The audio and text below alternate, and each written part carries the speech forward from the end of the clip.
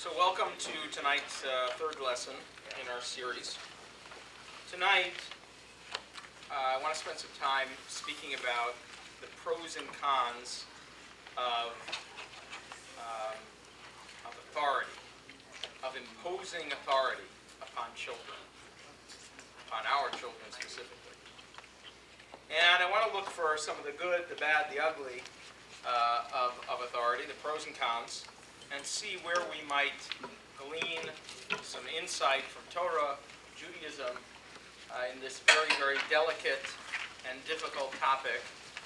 How do we deal with authority? Is authority good? Is authority not good? In other words, the imposition of authority on children. So, I want to start with a learning exercise, but before we do, we're on page 66. Before we do, I just want to tell you a little story. So the professor was giving a major test at the university, and he handed the test out to all the students. The students finished their test, they hand it back, and as he's going through the test, he notices a $100 bill clipped to one of the tests, and there's a little note under it that says, $1 per point. Anyway, $1 per point. Anyway, he returns the test the next day, and as he's handing out the test, he hands out the test to this particular student, and there's $56 of change. Oh, I love it. So which brings us to our exercise here on page 66. Your 10-year-old daughter informs you that she's having an important math test next week. She'll need to study for many hours in order to pass the exam. However, she's figured out how to cheat and get a good grade. You advise her not to cheat because. What is the reason that we advise her not to cheat? Fill in the blank. It's wrong. Hold your thoughts. And the second scenario, another scenario, your 8-year-old son tells you that he saw his friend's brother taking drugs. By the way, that's about how early they come home with that information. You figure that this is a good time to discuss the topic. You tell your child they should stay away from drugs because.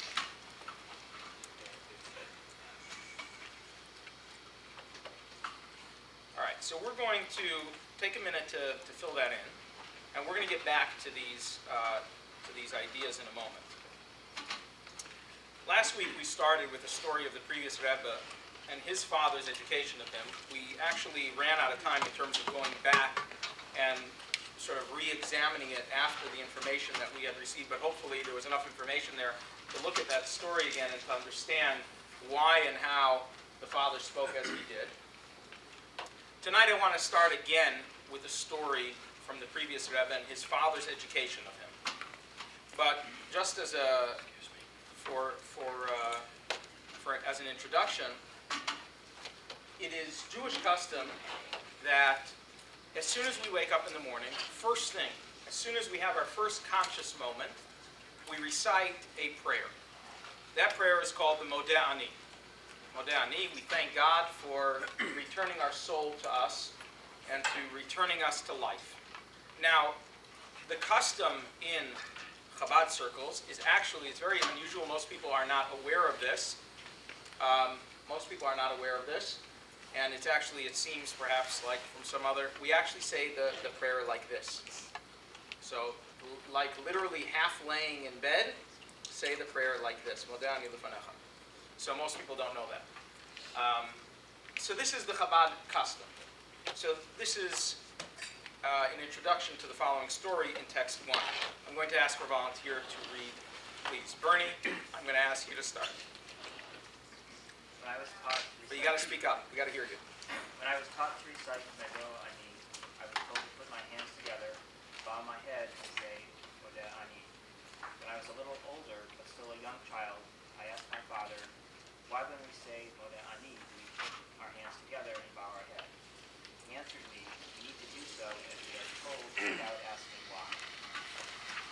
My father called over Reb Yosef Mordechai, his 80-year-old age, and asked him, how do you say Modeh Ani in the morning?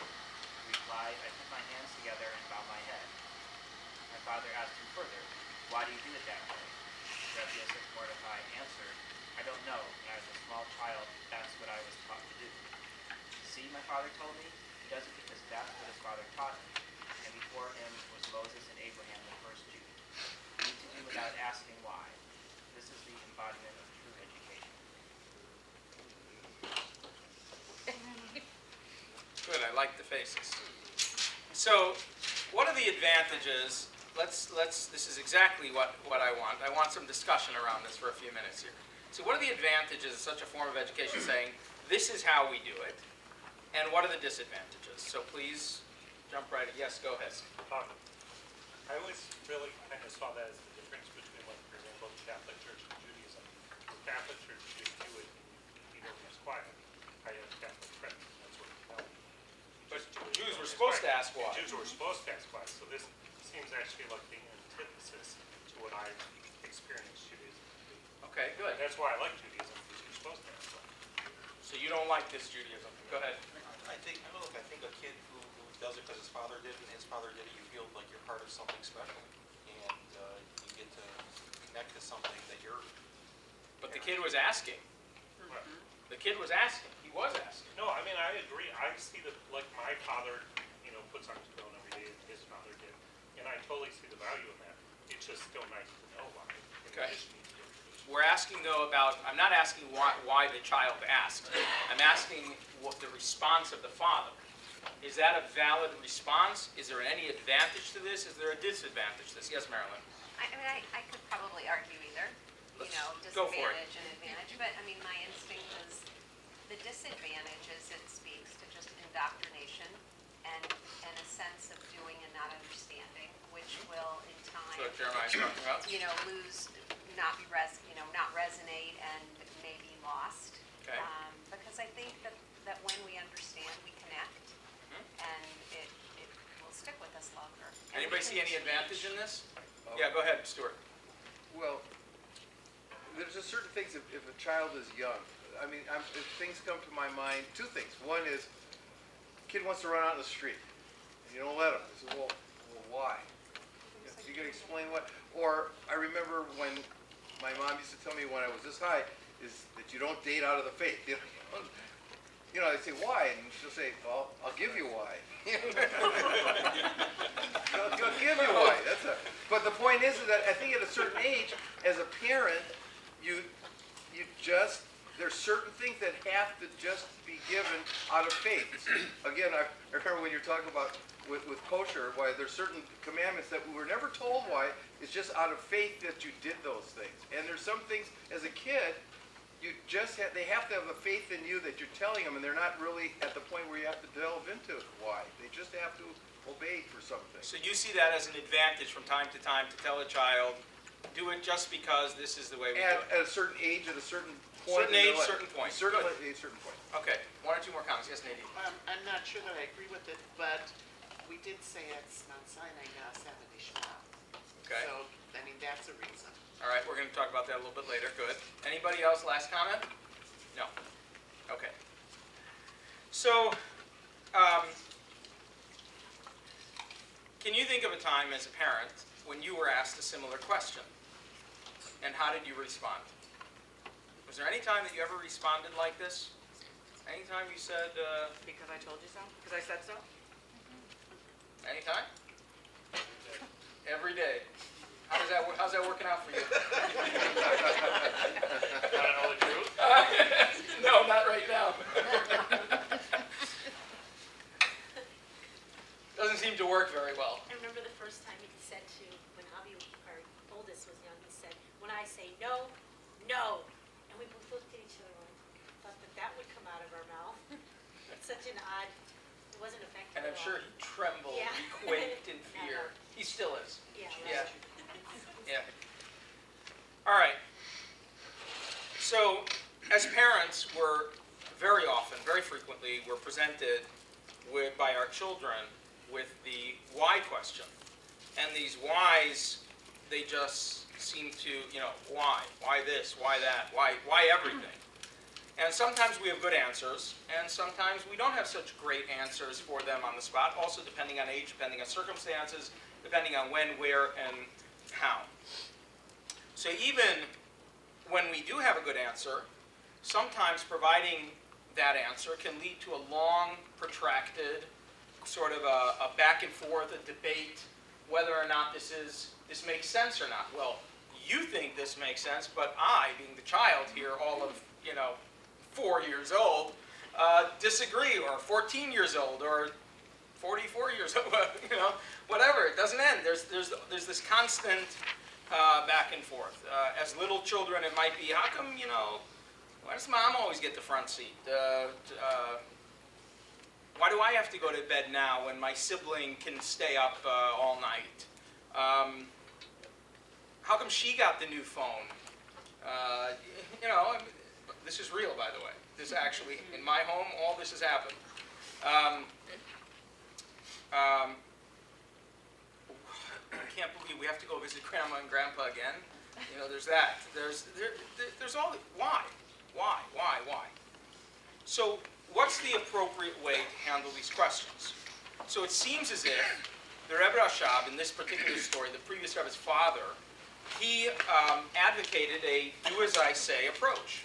Just do it because I said so. So here he is, this very erudite, obviously, and scholarly Rebbe, who's a teacher of thousands, tens of thousands of followers and students, deep and profound knowledge of mysticism and halacha and Jewish law and custom and everything. He could easily have told his child what the reason was. If there was anybody to teach the child what the reason was, it was him. He knew the answer. If any of us can teach an answer, he could have taught the answer. And yet, it seems as if he's advocating a different style of parenting. So is it simply, maybe it's a product of it's a generational thing. Back then, this is in the late 1800s, perhaps it's a generational thing that the approved technique of parenting in those days was to say, do it because I said, right? But isn't that a parenting technique or a parenting approach that we have outgrown? So the fact of the matter is that it is true that parenting today is quite a bit different than parenting was a couple years ago. And I think many of us sitting in this room, all of us have experienced parenting different than it is today, I believe.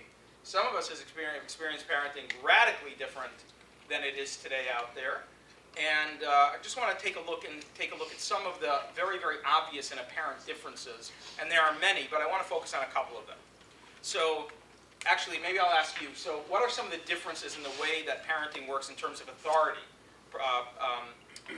presenting authority to children? How is that different today? Give me a couple of reasons. Or Kids have a say now. I'm sorry, what? Kids have a say. Yeah. Kids have a say, right. Once upon a time, they didn't have a say. This is just the way it was. Good. Yeah. Kids have a lot more access to information. They have information. Okay. That makes them much better advocates and lawyers against you, I know. Go ahead.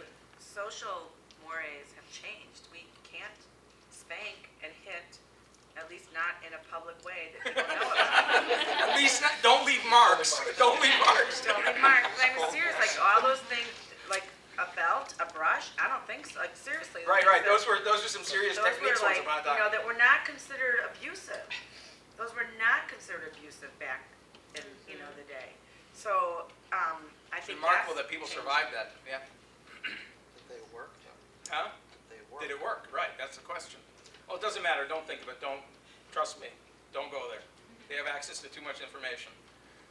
Right. So there are a lot of differences. So our first of all, it was expected that you didn't have a say. Parents said, and that's just the way it was. The forms of punishment or keeping them in line were completely different than they are today. It was acceptable to then to do things that is just unacceptable to do today. They have access to more information. All those things are true. So in turn, what happens to our parenting style? So what happens to our parenting style? So we have a difficult time saying no. In today's day and age, parents have a really, really hard time saying no to children. So generally speaking, we tend to say yes to kids much, much more than, and by the way, you see this all the time. If you Perhaps, as in my case, if I bring my children to my parents' home, they're around the grandparents, and the grandparents just sit there and they shake their head and they're like, I can't believe it. You're like, you know what I'm talking about? I just can't believe it. Tell them no, Otherwise, give them a frost, hit them, what's going on? There's just a different expectation. They have a different expectation. Things have changed. And in fact, there are many, many parenting techniques and books and ideas that suggest actually never saying no to your child. As a positive parenting method, never say no to the child. In fact, even if you have to say no, couch it in a yes. Right. No. Yes. So the way we do this is, so I want to go out and play. Yes, you can go out and play after dinner, if it's before dinner. Yes, you can go out and play tomorrow morning. Yes, you can have that. So even when we want to tell them no, there's a lot of people or a lot of techniques or parenting ideas that are out there that recommend never saying no. Instead, couch it in a yes. Never tell your children no. I don't know actually how this is done, but I mean, if you actually try Well, this, it's it's never very, very say no. difficult. What? It's not never say no, but it's as much as you can. The more Correct. yeses you give a child, the more you empower them to feel in control of their lives. Correct.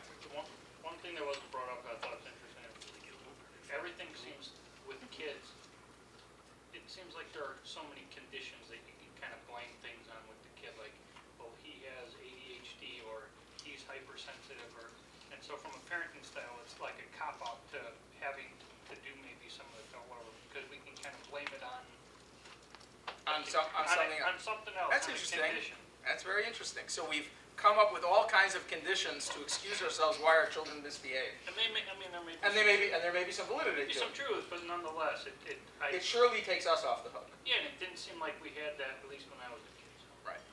Okay? Yeah, Nadine. Well, I was just gonna say, I don't know about your parents, but I wanna know who these people are that are claiming to be my parents now, because they treat their grandchildren a heck of a lot different than they ever treated us. There you go. That's true. That's true.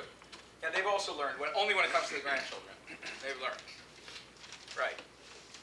So instead of not being, being taught not to hit don't hit other children. Instead, we all have to play nicely together. It's a different, so even when trying to redirect and change behavior, always with positive terminology, always positive. Don't run down the hall. No, that's not how we say it. We say, please walk.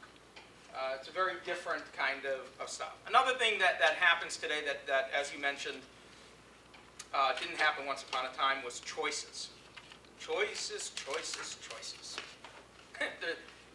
The story goes of an El Al stewardess who walks over, she's walking down the aisle, and she says, sir, would you like your dinner? And he says, what are my choices? And she says, yes or no. This is El Al, What do you think this is? Singapore Air, right? So that's how it used to be. Those were your choices. You do it, or you get, or the belt comes out, right? That was. So it's a little different. It's a little different today. So today it's,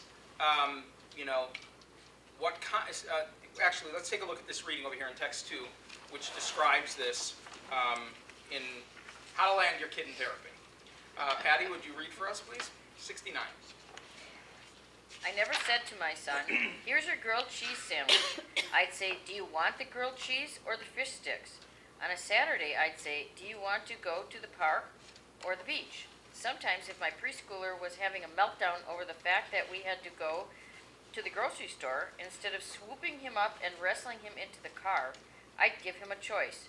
Do you want to go to Trader Joe's or Ralph's? Once we got to the market, it was, do you want the vanilla yogurt or the peach?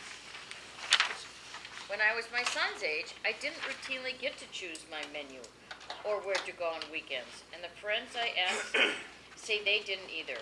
There was some negotiation, but not a lot, and we were content with that. We didn't expect so much choice, so it didn't bother us not to have it. Sound familiar at all? Is she recommending this? child? No, we're not recommending anything yet. That's only half of our article, by the way.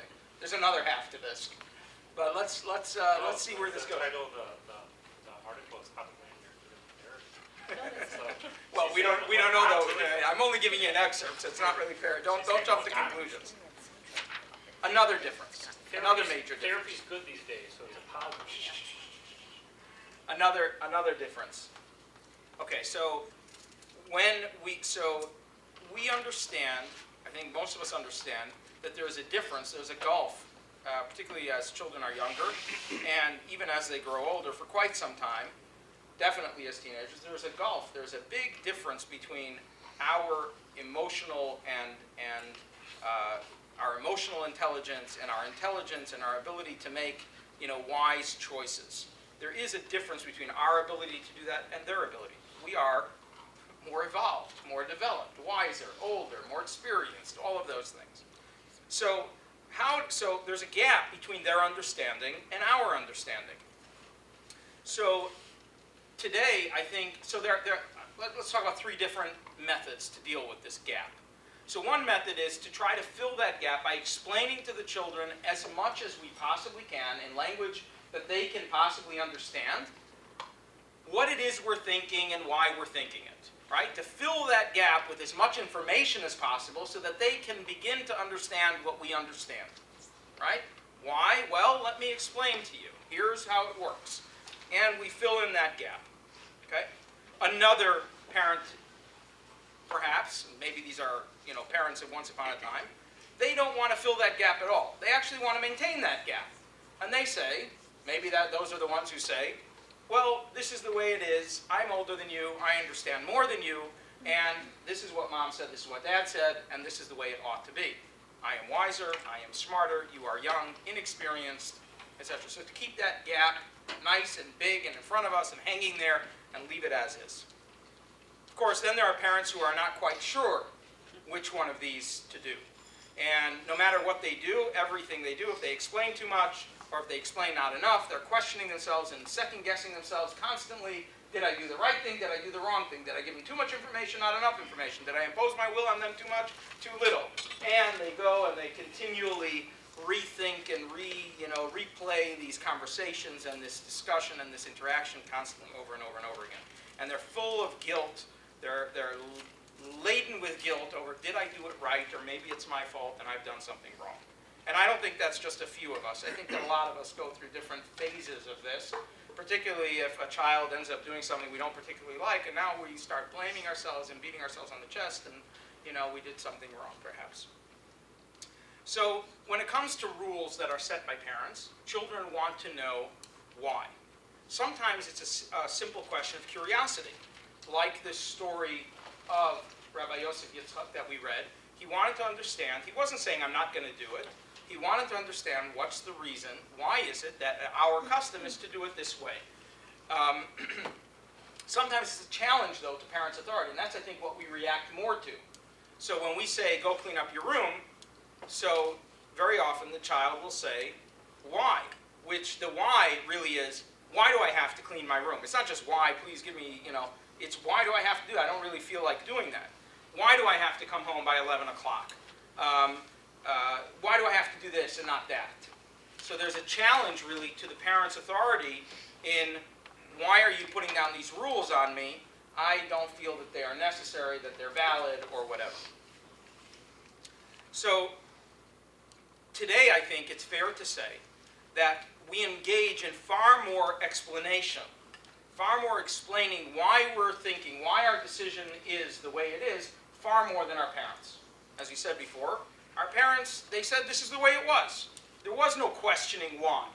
This was how it was going to be, and you didn't even think of questioning. And if you thought of questioning, you quietly, you shut your mouth and you pursed your lips, and you didn't let it pass your lips because you didn't know what was going to come if you questioned.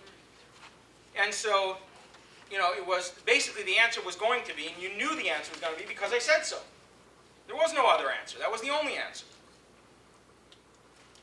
In short, parenting has changed. And so we spoke about at least three major differences in terms of how we as parents, how we relate to the children, how we convey information or have them hear, learn about what we want them to do, in at least 3 ways. First of all, we're much more likely to concede to their wishes, number 1. Number 2, we give them many, many more choices. And number 3, we try to explain and justify what our thinking is far more than our parents did. What's the common thread of all of these differences? What is the common theme of all of them? Give up. Go ahead. I think that parenting is more participatory with your children, that there's a give and take. And so I think that the common theme for me is that there's some kind of interaction going on between parents and children. There's more interaction going on between parents and children. Okay? Anybody else want to frame it in their way? Who just framed it before? Somebody else framed it. Said give up? Well, That's Yeah. what you're saying. Okay. Yeah. Anybody else? Stan? Try to empower our kids. We're trying to empower our kids. I think that's what Trudy was getting to. Good. Nadine? We're more permissive and we don't want to harm their little psyches. We don't want to harm their little psyches. Okay, that's No. nice. Go. Well, I think it is, everything that we're talking about sort of has one common thread is that we have guilt. We're feeling, to me, it's all based on guilt, that we're not saying why, we're not doing this, and I think what that does, that guilt of the, God forbid, the kid's not gonna have an answer. First of all, when he says why, I honestly don't think they really care why. I mean, he might have known why you pray like this, but 90% of the time when your kid says why, they don't really want to know why. They're just disputing that they have to do something. Right. But I think it's so that's, I'm going to throw that out. The why is right there. But I think it's that we're just feeling guilty, and as the parents of our generation, our parents, I don't think felt that guilt. They just knew that it was best for us. So what is the common? So let's say it comes from guilt. Yeah. What's the outcome of all that guilt in these 3 examples that we gave of choices and more permissiveness and explanations? So what is the common theme? What emerges from this guilt as you're describing this guilt? You mean it's, let's say, from the kids ultimately? Yeah. I think it's a protracted childhood. Protracted. Interesting. They'd be their children up until they're about 50. Their children till they're 50. More equal relationship. Go ahead. How would you describe it? well, I was actually, I'm not sure it's the answer to your question, but where somebody said we want to empower our children, what keeps coming to my mind is we do not feel empowered as parents. That we are worried, so worried about what other people will think, and that our child has a high self-esteem, and that they're successful and they feel special, and all these, this pressure from society to be, friends and to be so close to your kids, that I think there's a happy medium, and I think as a generation of parents, we've swung the pendulum a little bit far, too far from where our parents were, which was too far, in terms of rigidity and not answering questions and us not having a voice.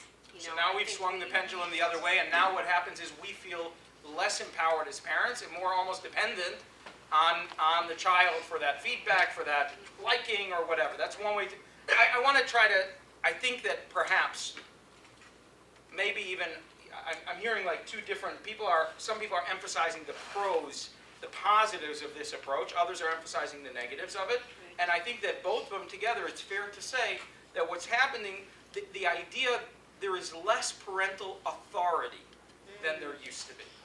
Now, whether that's good or not, we're not discussing yet. But it seems clearly, just a second, Nadine, I see you. It is clear that there is, overall, there's less parental authority. Yes, Nadine. And on the teacher's side, too much child sense of entitlement. Too much entitlement. Okay, we'll talk about a little bit of entitlement in a little bit. So,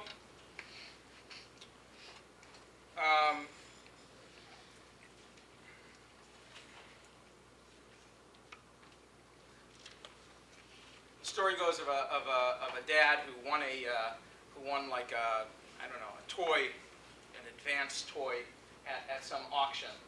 And he says, I'm going to give this to, it's going to go to one of the kids. Which one of you listens the best to your parents?